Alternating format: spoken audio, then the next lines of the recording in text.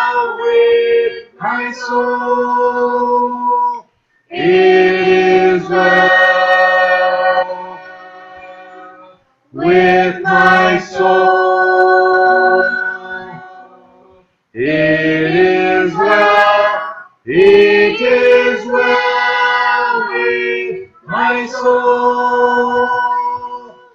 Okay, let's open our Bibles and let's go to the book of Romans. The book of Romans in chapter 5. The book of Romans in chapter 5. I have no idea if this is live streaming right now, but if it is, that's great. If it isn't, well, we'll try again. Romans in chapter number 5. Romans 5 says, in verse 12 says this, wherefore as by one man sin entered into the world, and death by sin. So death passed upon all men, for that all have sinned. For until the law, sin was in the world, but sin was not imputed when there is no law. Nevertheless, death reigned from Adam to Moses, even over them that had not sinned, after the similitude of Adam's transgression, who is the figure of him that is to come. Inevitably, this pandemic will end. It's not going to go on forever. We know this because this isn't our first pandemic. We've got a lot of pandemics in history, and they always end. The flu of 1918 ended. The flu of 1950 ended. The 2009 flu ended. Ebola has been controlled. So inevitably, these things end. But what's going to be left is a changed world. The world's not going to ever be the same after this. And that could be said, and that could be true of a lot of different things. It could be true of World War I, World War II. It could be true of colonialism and independence, if you're in Zambia or another country in the world that has those sorts of things in their history. Events change the world, and the world's left completely different. And we don't know how long this is going to last. We have no idea. I mean, it could be 3 weeks and everything is fine. I personally don't think that's going to be actually everything back to normal in 3 weeks, but that's just me. It could be 18 months or a year or 2 years. You say, well, how could you say that? Because the pandemic of 1918-19 didn't end in 3 weeks. And so mitigating factors are, of course, we have better technology, we have researchers, we have drug treatments, we have all kinds of different technology like that. But the point there really is the world's going to be changed. And this is a time for Christians to be in reflection, and this is a time for Christians to be in prayer, and this is a time for Christians to be in preparation. People are going to ask you. You're going to get asked. And if you're not asked this, you should be asked this. And you should have an answer for this. Why would a good and loving God do this or allow this? Why would a good and loving God do this or allow this? And that question, I believe, is already right on the forefront of people's minds. Anytime there's a tragedy, anytime there is death, anytime there's destruction, anytime there's these things that happen, people ask that question. It's one of the most common questions. And it's a subset or a subcategory of the question of why is there evil in the world? And, I want to try to deal with that question because I really think that's the most important question today. And the philosophical and theological implications of that are profound. People are going to need answers. You have to remember that this, we don't know the extent of how this is going to affect the world. And some places it may be very minimal, mild, some places not so much. Well, I don't really think it's minimal. A lot of people do, but I think in the world right now, I don't think there's any place that's minimal except the places it hasn't come yet. And the more extreme the effects of this pandemic, the more that it affects people, the more death that there is, the more destruction, the more disruption, the more economic collapse. And, we're really facing a situation where we could be heading for a Great Depression and 1930s style depression. And that's all on the table as a possibility. And the fact that it's on the table as a possibility, and it is a, maybe even a realistic likelihood, means that these questions are going to be greater. They're going to be asked more. And Christians should be taking this time to prepare to be able to answer these questions. Okay, now is the time to prepare. Okay, so when a person answers that question, well, God sent it. This is God's judgment upon the world. that may be true, but it's really not a complete answer. It's kind of like answering the question, if someone asks you as a Christian, do you believe that only the people that go to heaven believe like you? Well, yeah.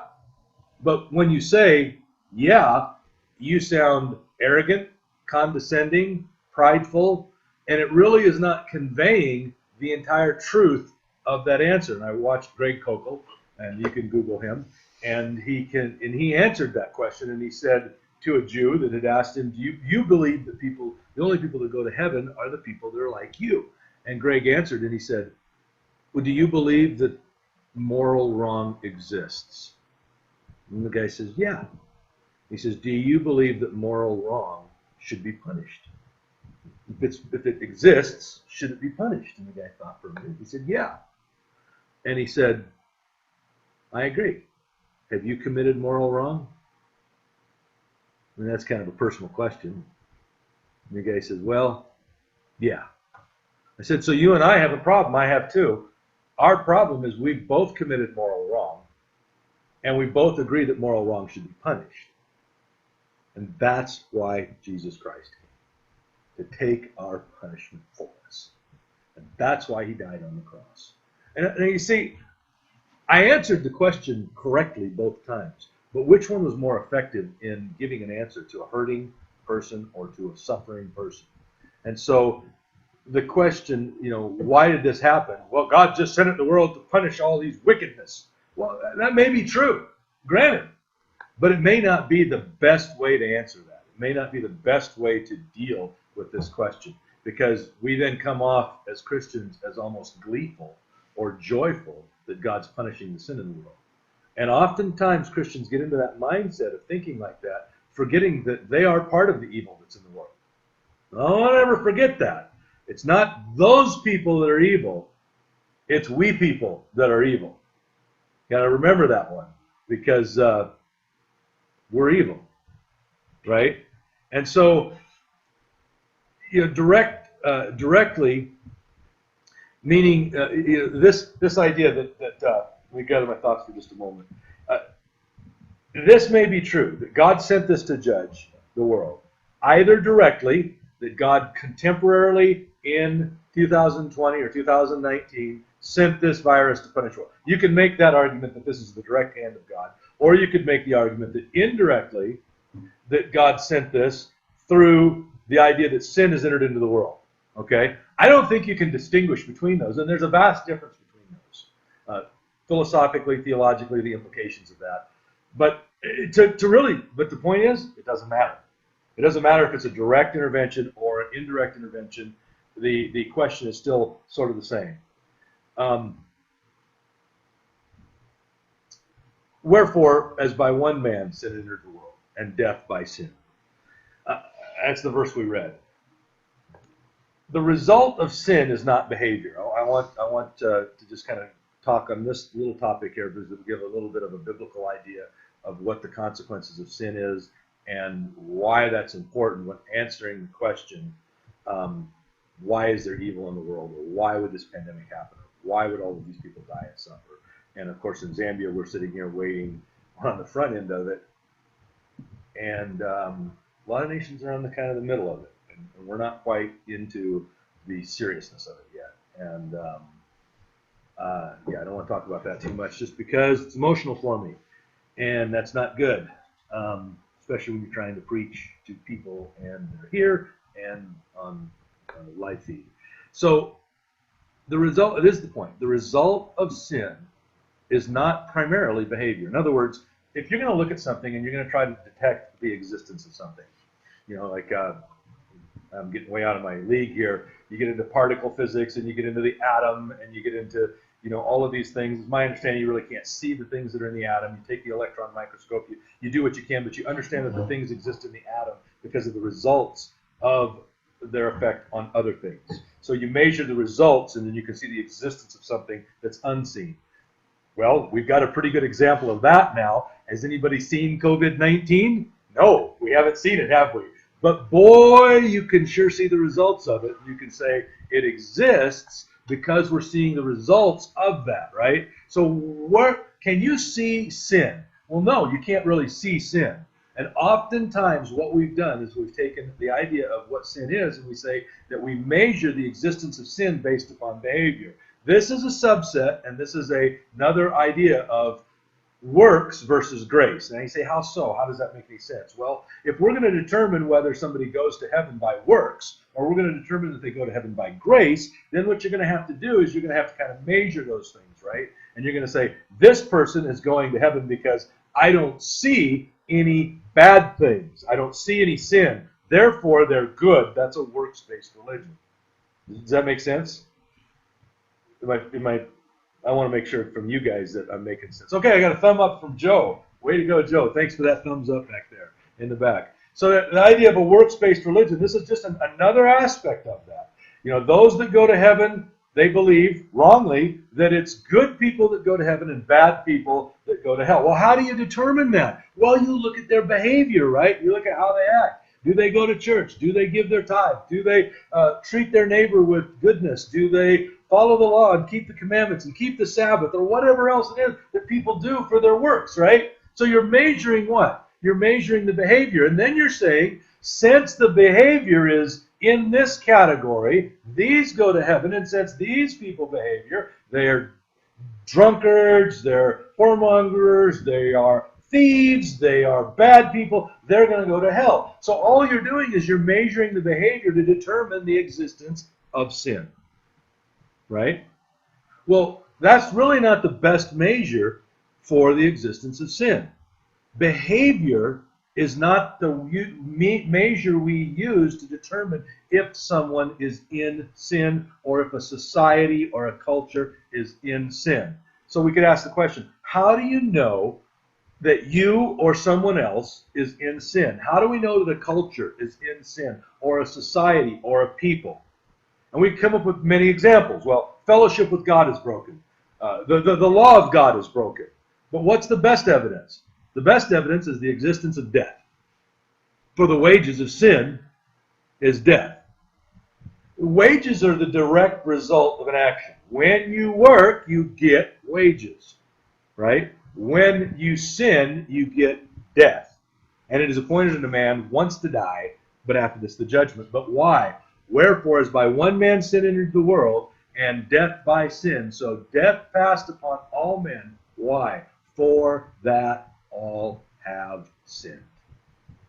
Right? So what's the implications? Why am I making this point? Because as Christians, if we, as preachers, non-preachers, we're all preaching. We should be. We may not be standing in a pulpit, sitting in a chair, going on Facebook, but we all should be talking to people in the world about this issue of sin and death. And what better time to talk about death than during a pandemic? And I don't mean to make light of it. I don't mean to be glib about it, but it's just the reality of the world that we live in. So why is this important? Because if when we are presenting the gospel or presenting biblical truth, if we are presenting that sin is evidenced by behavior, then a person that has good behavior can conclude wrongly, I'm not in sin. You say, would somebody do that? Well, remember the Pharisees? We be not sinners like these people. So yes, absolutely people can do it. And we run into people on a daily basis around this wonderful nation that say, I'm righteous. I'm righteous. I'm good. Do you know why? Because they've been taught, indirectly or directly, they've been taught that the measure or the determination of whether or not you're a sinner is your behavior. So if I can change my behavior, then I can change my sinful state. Right? You see that? You see that? Well, here's the question. The evidence for sin is death. Somebody might say, well, I don't believe I'm going to die today. Do you think you're going to die one day? Anybody think they're not going to die?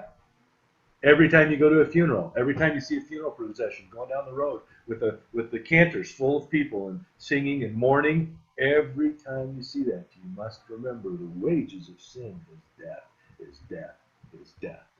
When we decouple death from sin and we link sin to behavior, we alter how we view the world, and we begin to view the world in a wrong way.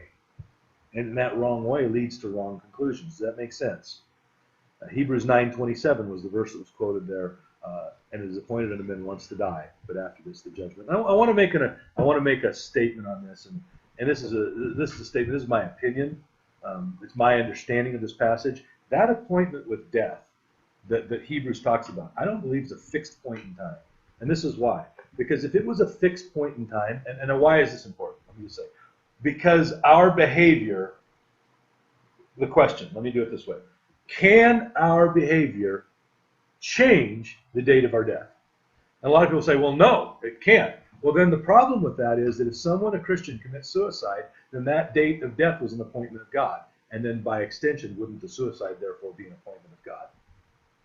But God condemns suicide, and therefore that can't be true. I could probably go into a lot more and explain that, but I think it's pretty self-evident. You can go out and travel around and catch COVID-19. Or you can self-quarantine and you can keep it and you can limit its movement and exposure to your family. And that can extend or shorten one's life. You can also decide to jump in front of a semi-truck. And if you do that, that wasn't God's will, right? It's not God's will that you died the day you jumped in front of a semi-truck going down the highway at 70 miles an hour or 100 kph. You can shorten your life and extend your life through choices that you make. And I believe that. I know a lot of people don't believe that. And if you don't believe that, I did say at the beginning, this is my opinion and my understanding of the passage. So we can agree to disagree and be friends. Death must be presented, however, whether or not you believe that, death must be presented as a natural result of the sinfulness of man. A convicted killer is on death row. No one doubts the man's guilt. And all agree that if anyone should lose their life, if anyone, it's this guy. He's really bad. And the sentence has been passed down, and all appeals have been exhausted. And now the date of death comes to be determined. Does it make any difference if that date of death is 3 months from now, 3 years from now, or tomorrow? Does it make any difference in terms of justice done? It really doesn't. It doesn't make any difference. Likewise, the wages of sin is death, and God has put us into a situation called forbearance. And of course, in the financial world today, we're hearing that as banks and loan companies begin to say that there can be forbearance. We can take this payment that you do because of the economic crisis. We'll move that payment back. You have to pay it still, and you still have to pay the interest, but you don't have to today. That's forbearance, right? You get to push that payment back. So instead of 5 more payments on the loan, you skip this one, and then next month you start, but you still have to make 5 more payments. You don't end on this month. You still have to do the full 5. So you get an extra month in the end. That's forbearance. The penalty or the payment never goes away. It's just moved. And in essence, in God's mercy, what God's done is He said that death can be forbeared. We're living in the forbearance of God. You can look that up and find the verses, a couple of verses in the Bible that speak of that. And so it's this idea that forbearance or the end of forbearance does not change the judgment of God or the justness of the judgment of God. For all have sinned and come short of the glory of God, and for the wages of sin is death. That death, whether it comes when you're 80 or whether it comes when you're 18, is the just penalty for the transgression of God's law.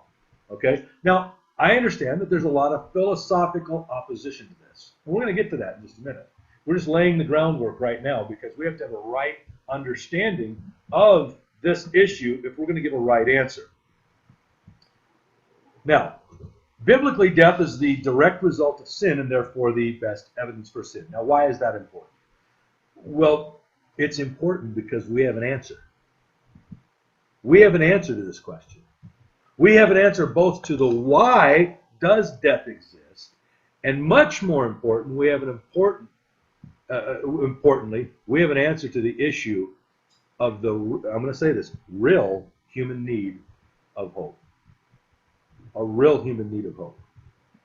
And, you know, somebody is watching this that's from a Christian worldview, or somebody maybe that's not a Christian worldview, is an atheistic or a naturalistic worldview, might say, well, what difference does that make? Well, I want to just point out here, that Christianity is not the only worldview that has to answer for the question of why does something like this exist in the world.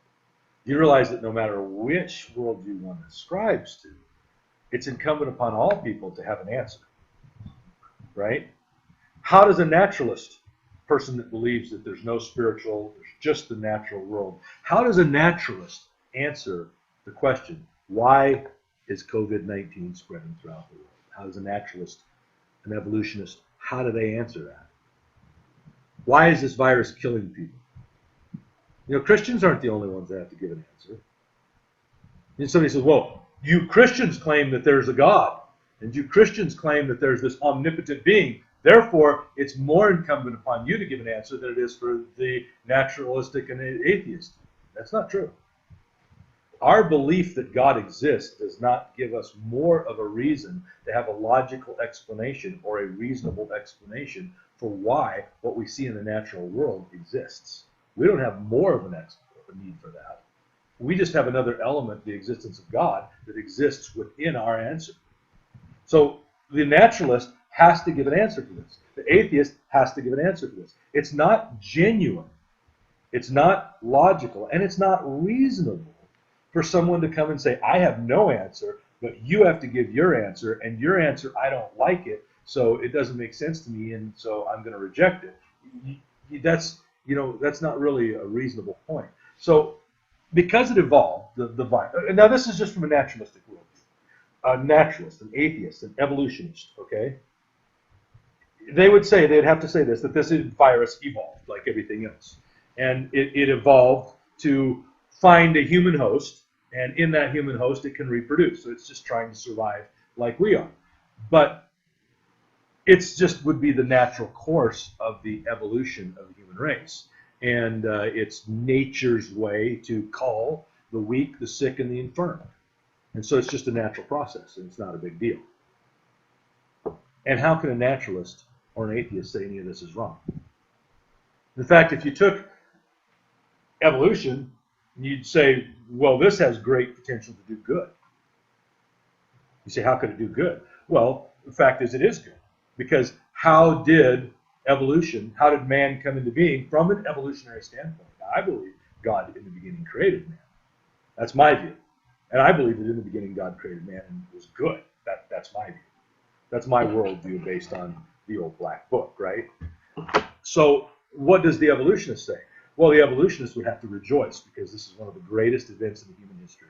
Because now we're going to have all the people with diabetes, asthma, all of these genetic defects are going to be completely wiped out and eliminated by this wonderful virus. And it's going to make man stronger. It's going to make the human race, whoever lives through this pandemic, they're going to be stronger. And you say, well, that's not really what the evolutionist has to believe. It is. That is the natural implication of that worldview. Now, they may not come out and say that. They may not advocate that. They may not be going on Facebook and making COVID-19 is making the human race great again. They're not going to do that, right? Because they live in a world that was created by God, and man and women have a conscience, and man and women can look and say that's not good from our point of view. They could say the global pandemic is doing great, and will, once finished, make the human race stronger. Few are going to claim this because it is contrary. Now watch, this is important. It's contrary to what we both see and what we know. There's an inherent within us knowledge that this is not good. We see suffering and we say what? It's wrong, right? We see death and we say it's wrong. Even an atheist sees this. Even a naturalist sees this. In fact, how ironic is this? That the thing that they would say as a natural extension of their worldview is great is the very thing they used to say, why would God allow this? Now they could say, well, we think it's great, and from you Christians, you have to have an answer for why your God that we don't believe exists would allow something. And the truth is we do have an answer. The wages of sin is death. We do have an answer. That this is an imperfect world that's marred by and corrupted by sin. And in that, and this is important, and I'm getting a little ahead of myself, so I might get a little discombobulated as we go on, but in that, when we say that, it's a reasonable answer. Our answer is reasonable. You may not like it, you may not believe it, but it is reasonable. Okay, now, we see suffering, and we say it's wrong. We see death, we say it's wrong. And ironically, it's this appeal. Now I want you to really, this is really important. It's this appeal. Why would God allow this? Why would God permit this? Why is there evil in the world? Why is there suffering in the world? Okay, most often, this comes from people that are rejecting God. Or this even becomes the reason that they reject God. Now, I think of a missionary family that was in Southeast Asia during that horrible, horrible tsunami where there were just truckloads of people killed. And they came off of the field and they denounced Christianity. They said, we're no longer Christians. If there was a loving God in heaven, why would he let all these children die? And I remember that happening. And that's why this question is so important to understand it. Okay? It's so important to understand it. We have to think through these things before they happen. Right? We have to understand why these things happen and how they happen and how they fit together in the large scheme of things. Okay, so I want to just stop for a minute and I want to reemphasize every person has to answer this question. Whether you're an atheist, whether you've rejected God, or whether or not, you have to answer this question and you have to live with the consequences of that decision. Okay? And those consequences are radical. If you're an atheist, or you're an evolutionist, or you're a naturalist, or you're somebody that rejects the Judeo-Christian view of God, when the 30-year-old young man dies that was engaged to be married and was going on to his whole life, and he died because he had complications with his diabetes or his asthma, this is a time of great rejoicing. Why? Because he's not going to pass those bad genes onto another generation of children. Right? So COVID-19 is the hero. And all of that suffering that you think is wrong, and all of that suffering that results from that, it's not really suffering and it's not really wrong. In fact, what is suffering? It doesn't even mean anything. It loses all meaning because you're just a machine, just a biological machine. It's programmed to do what it is through the natural process of evolution. And this whole idea that you have of suffering, right and wrong, is all just in your head. And it doesn't really mean anything. That's your worldview. You have to understand that. But more important than that, the question of why would this happen or why would God allow this is an appeal to morality from a person that does not believe there's morality. Objective morality. Okay? So let me just go on down here a little bit and say this. When a person asks this, why is evil in the world, or why would God allow this, they are assuming something huge. What is it? That objective evil exists. Now let me define that. What does that mean? Morality can be placed into two categories, the objective morality or subjective morality. Now this is philosophical. This is just the way that the world works in terms of thinking through these things, right? Either morality is objective or morality is subjective. Either morality is absolute and exists apart from man, or morality is the result of man creating it, and thus it becomes subjective. Now, does that make sense? So if I say something is wrong, and if I say, okay, let me just, subjective morality is known as relativism. And it is really the moral view of most atheists. Okay? You look disturbed. Well, okay, it's in deep thought? Okay, good. We want to make sure nobody has a question. Maybe the people out there will have a question too. Assuming we're even live streaming at all. We don't even know if it's working. So, anyway, subjective morality is known as relativism. Morality is based upon man, or by extension, society. In other words, a society or man creates what's right and wrong. And this is the view of most modern philosophers. Why? Because there's another big problem. If you go this route, that there's an objective morality, and that this morality exists apart from man, where'd it come from? I mean, when the rain fell on the rocks for millions of years, and then there were chemicals, and then all of a sudden, through some mystical, magical, poof, life came, and then this little single cell turned into something, that turned into something, that turned into something, and now, boy, you got man. Where in all that does objective, apart from man, morality come from? Because morality is a set of what is right and what is wrong. And that objective morality has to have two things in order to be real. Now, this is important. To be real. I mean, it doesn't exist if it doesn't have these. It has to have a moral agent that can respond to that morality. So you have to have, man has to be a moral agent. And by a moral agent is able to respond to a law or to not respond. In other words, we don't see this in the animal kingdom. The gazelles in the Kafue National Park do not have a meeting and discuss the moral implications of the pack of lions eating the gazelle or killing a gazelle and not eating it, where one group of the gazelles say, well, listen, we understand as gazelles that animals need to eat, and we're going to extend the idea of moral rightness to the lion because the lion also needs to eat, and even though that harms us as a gazelle community, we do realize that some of us are going to have to be sacrificed for the good of the whole, and the lions must eat. And then, however, and then the other group says, no, lions should never kill a gazelle, even if it means the extinction of the lions, and they have this big moral debate. And then the first group says, however, in the event that a lion kills a gazelle but does not consume the gazelle and wastes the gazelle, this is a grave moral crime. The gazelles don't do that. They just run, and the lion eats them. Right? There's no moral objective apart from the gazelle moral truth governing their behavior.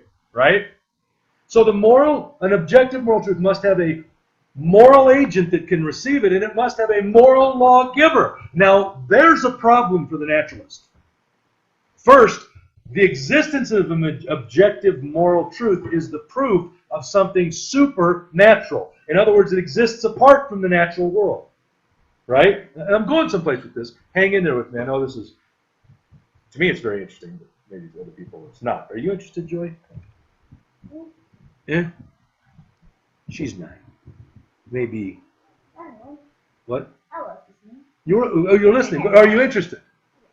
You guess. Okay, she guesses that she's interested. And I hope that if this is actually streaming, you're interested too. So objective moral truth must have a moral lawgiver, and it must have a moral law receiver, a lawgiver and a moral agent to receive it. Without that existence, it's meaningless. And the existence of an objective, apart from man, moral truth, is something that's supernatural. It doesn't come from the rain falling on the rocks and the cells dividing. There's no explanation within a naturalistic evolutionary worldview for the existence of objective moral truth. So, by extension, what those people that hold that worldview do is they then adopt a relativistic moral view. I remember learning about this when I was in college, and this was, good night, 30 years ago, and I thought, to me it just seemed retarded, because it is, and a lot of times the way things seem the way they are. It's not a definite definition of truth, but it's. But I remember thinking, moral relativism, what's right and wrong can change with the individual. What's right for me isn't right for you. What's right for you isn't right for me. I remember thinking these people were brain damaged. It made no sense. I mean, it still doesn't make sense, but I understand why they believe it. And they believe it because they've rejected God, and they've looked at the world as a natural sense, and they've said the only thing that matters is what you can observe in the natural world. And if that's the case, then morality can't be objective, and by default, it comes from man. Either it comes from the individual man, or more often, they will say it is the collective body of morality that emanates from a society. But here's the problem with that. the collective body of the morality that emanated from a society in Nazi Germany was to kill 6 million Jews. And who are you to say that they are wrong? I mean, Greg Kokel says this, and he says this. He says, for the naturalist, for the evolutionist, for the atheist to come and say, how could God allow evil? It's akin to me saying, how could God make Brussels sprouts? How could a good God make Brussels sprouts? See, what do you mean? I don't like them. And since morality is what I like and don't like, how could God make Brussels sprouts? God is an unjust and evil God for making Brussels sprouts because I don't like them. All morality just becomes the equivalent of your own opinion. And really, what difference does your opinion make? But if right and wrong are objective, meaning that there is truth apart from man, an absolute right and wrong, then one has to ask, where does that come from? It was Louis Sperry Schaeffer that made the observation that in these discussions, it is the Christian who has the absolute advantage. Why? Because the Christian has truth on their side. And the implication of this is that the Christian worldview is rooted in truth. And he says every worldview out there that does not really, that deviates from the Christian worldview is going to have an internal tension. And that internal tension in this question is this: how could a good God make evil? Or how could a good God allow evil? We'll go back up to those original questions.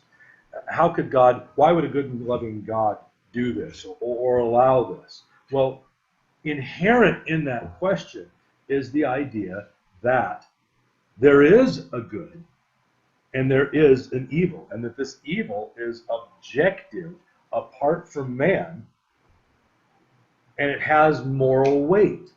I mean, if it's just, how could God allow this, it would be the same as, how could God allow Brussels sprouts? Because personally, I don't like Brussels sprouts. I don't want to eat them. I don't want to grow them. I don't want to see them. So, in my opinion, God's totally unjust for making Brussels sprouts because I don't like it. Joe's like, yeah! Apparently he doesn't like Brussels sprouts either. But if they're, in order for the argument to have any weight, right, there has to be an absolute objective moral truth. And the way that you get to that is you engage in the discussion of why is it wrong. Now, if it's wrong because it's something internal, then nothing is right and nothing is wrong. And how could anyone say anyone else was wrong? Or how could anyone say anything else was wrong? Because it's just a matter of your opinion, and your opinion changes. I mean, one evolutionist could be here with another evolutionist, and this evolutionist could say, why would God allow this great evil of COVID-19 to come upon the earth? And the other evolutionist say, are you kidding? If anything, that's proof of God's love for humanity, because it's going to kill all the weak people and make the human race stronger. Who's right and who's wrong? One, in evolution, you have to remember in evolution, death is the hero. Right? Because the only way that the human race can go forward is you have to kill off all the peripheral, all the people around it that are weak so that the group here can evolve, right? So one evolutionist could be saying to the other evolutionist, your argument of why would God allow evil in the world is nonsensical. And then somebody could say, well, but neither one of them believe that God exists, so that question is more incumbent upon the Christian. And then the Christian would say, here's my reasonings, and then the evolutionist would say, well, we just disagree with them. We're not accepting that. We don't believe that because God couldn't allow evil. But then that assumes an objective evil, right? And if there's an objective evil, then there's an objective good. And if there's an objective evil and an objective good, then there must be our two things. Remember, a moral lawgiver and a moral agent. And that implies a creation, and that implies a creator. The very question in and of itself implies the existence of a creator. Now, that's an internal tension in that worldview. And we have to understand this as a Christian. Within that worldview, there's this internal tension. You can't, on one hand, call something evil without admitting that there is an objective evil apart from you, right? You have to, and once you've admitted that there's an objective evil, you have to answer the question of where that evil came from, where that objective moral law came from. right? You have to answer that. Otherwise, your question is just, I don't like it because I don't like Brussels sprouts. It has no meaning. It has no weight. It has the argument falls on its face. And that's the internal tension. And what do I mean by internal tension? What do I mean by that? I mean, the atheist or the evolutionist or the person that denies God or the naturalist, whatever you want to call them, whatever category, on one hand can see that there's wrong in the world. They can see that there is injustice in the world, right? They can see that having the hospitals being totally overrun by people that are gasping for air, that's wrong. That's not good. That's not pleasant. It's disturbing. It's upsetting. It's not nice. But on the other hand, their worldview says, good deal. That's an internal tension. That's an internal conflict, isn't it? What we see and experience is in direct conflict with the implications of that worldview. Does that make sense? And as a Christian, it's our job to point that out. It's our job to take people through this thinking and help them to see that the only way that there can be evil is there has to be an objective evil. And when we come back to the explanation from a Christian standpoint, I want to end with this. I want to wrap it up with this. Is there any difference between a person condemned on death row, whether they die the day after they're condemned or 6 months later? Is there any moral difference? They're condemned. They deserve to die. Judgment has been passed. There's no injustice by executing them sooner rather than later. If anything, it's a benefit. That's right, Joe. If anything, it's a benefit. And within that, the reason that it's later rather than sooner, from the Christian worldview point of view, is it gives people an opportunity to receive Jesus Christ. And that's ultimately, if you want to talk about good, that's when God came down. He took the penalty that man earned through our free will. Somebody might say, well, you have sin. You have the sin nature. So are you really free to sin? A lot of the sin we do is just the natural result of our sin nature. I'll concede that. But you know what a lot of our sin is also? A lot of our sin is willful. We know it's wrong. We went out and we did it anyway. We knew it was wrong before we did it. We knew it was wrong when we were doing it.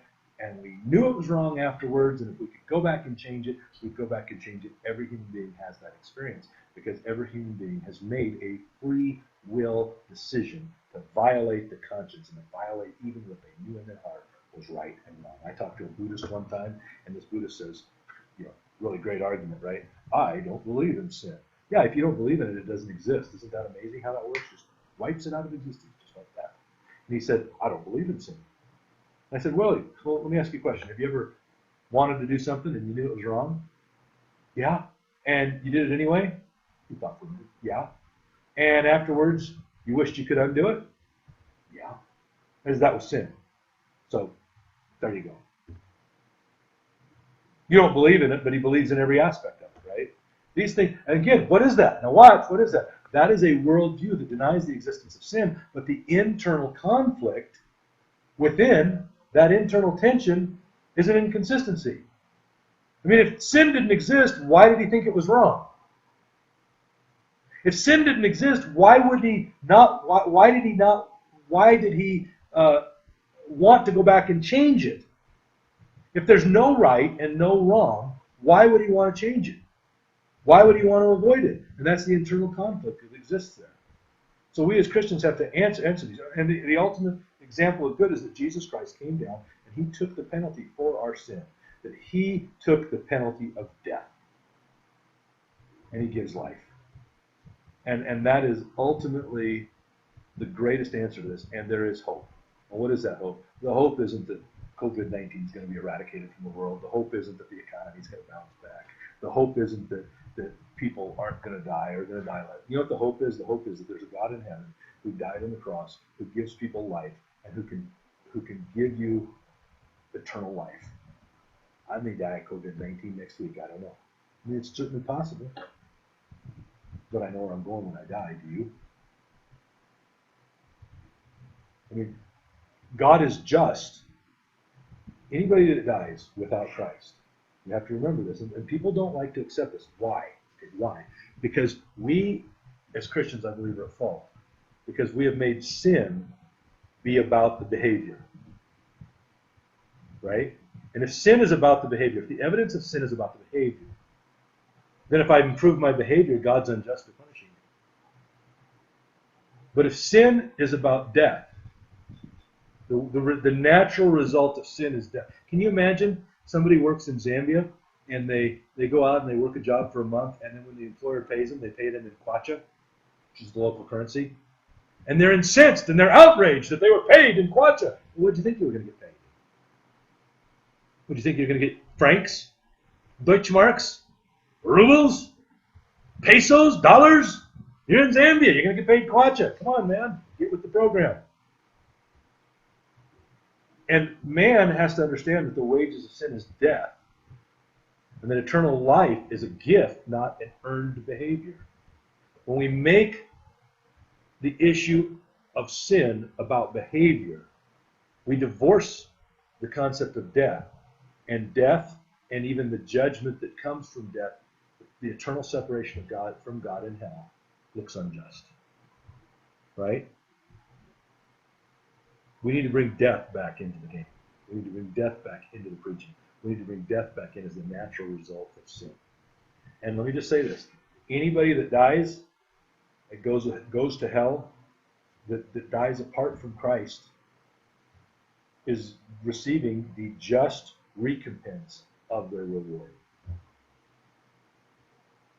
God is not obligated to redeem any of us. And that's the fact.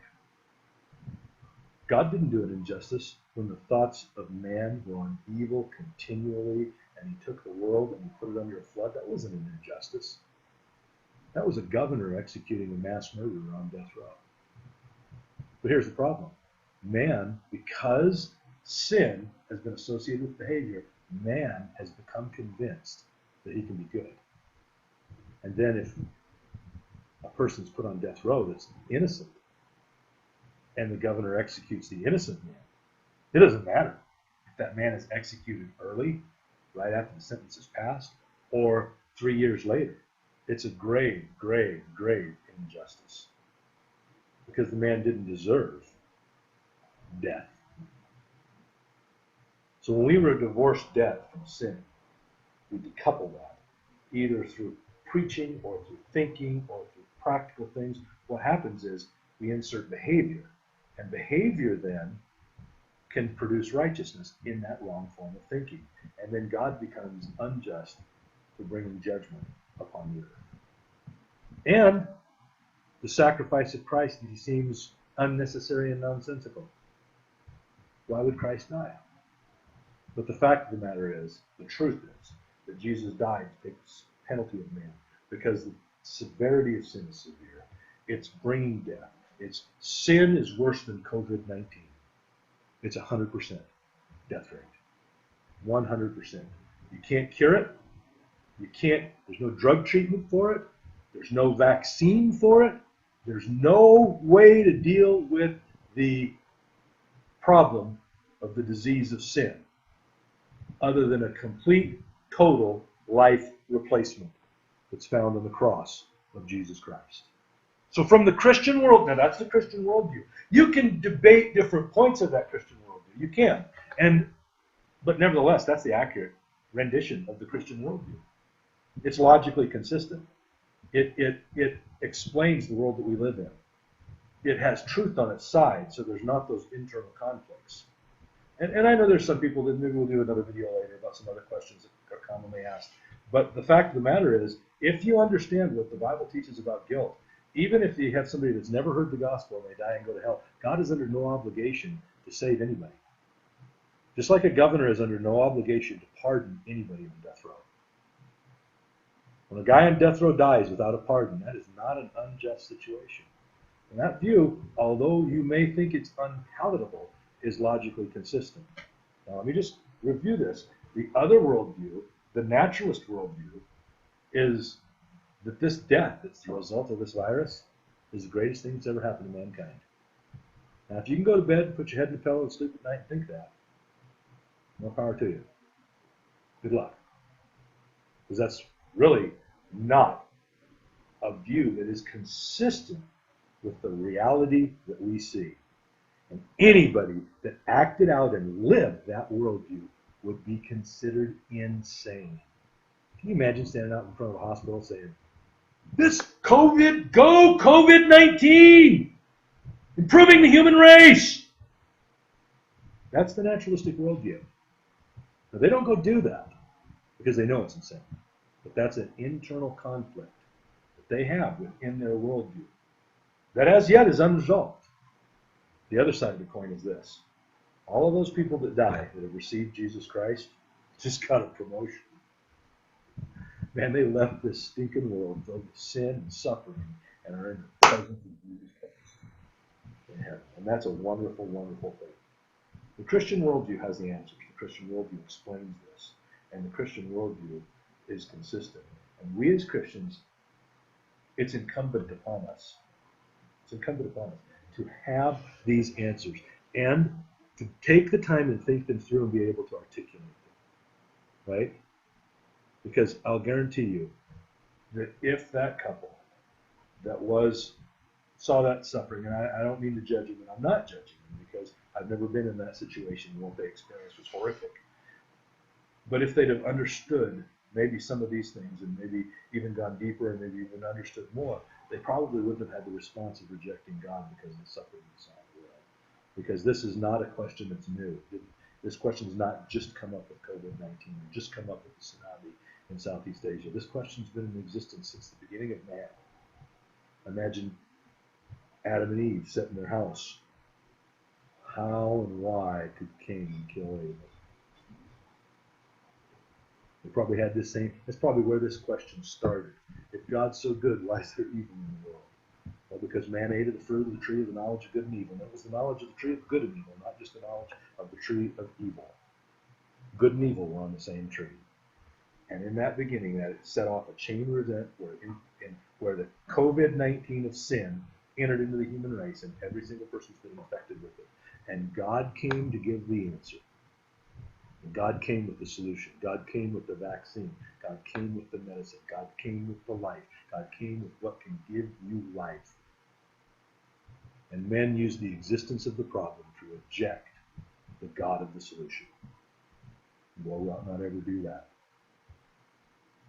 We ought not ever do that. We ought to receive God. We ought to look to Him because He didn't cause the problem. He's the one trying to fix it.